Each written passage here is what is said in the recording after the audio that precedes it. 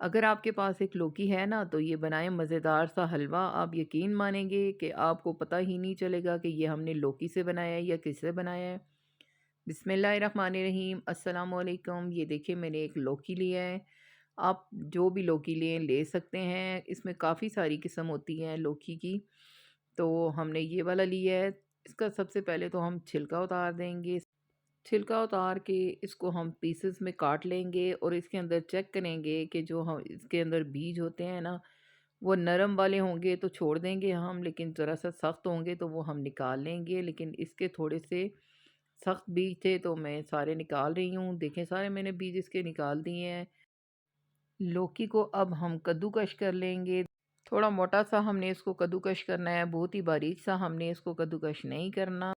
तो देखिए हमारा सारा लौकी कद्दूकश हो गया। ये देखिए अब इसमें जो थोड़ा बहुत पानी होता है ना तो उसको हम सबसे पहले ड्राई करेंगे। तो ये कुछ मैंने ड्राई फ्रूट्स वगैरह लिए हैं, आपके पास जो भी हैं आप ले सकते हैं। चीनी डालें इसमें या आप शक्कर डालें, जो भी डालें आपकी मर्ज़ी है। 3 इलायचियाँ मैंने ली हैं, देखिए उनको भी बस मैंने पीस लिया है। तो चलिए बनाना स्टार्ट करते हैं। अब कोई सा भी बर्तन ले लें, उसमें डालूँगी मैं 2 टेबलस्पून ऑयल। आप घी भी यूज़ कर सकते हैं लेकिन मैं ऑयल यूज़ कर रही हूँ। मुझे ज़्यादा घी पसंद नहीं है, मेरा बीपी हाई हो जाता है, इस वजह से मैं ज़्यादा घी वगैरह यूज़ नहीं करती।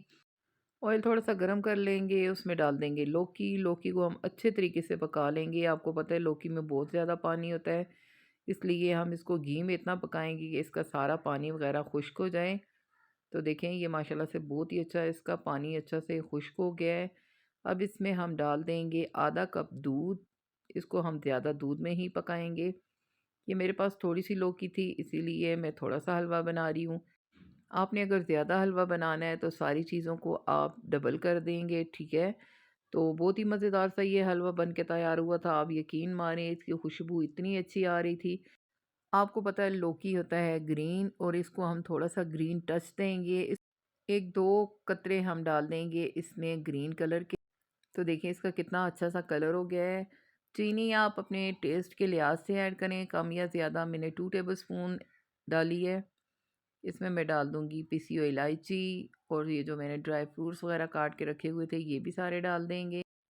अब इसमें मैं 2 टेबलस्पून डाल दूँगी मिल्क पाउडर।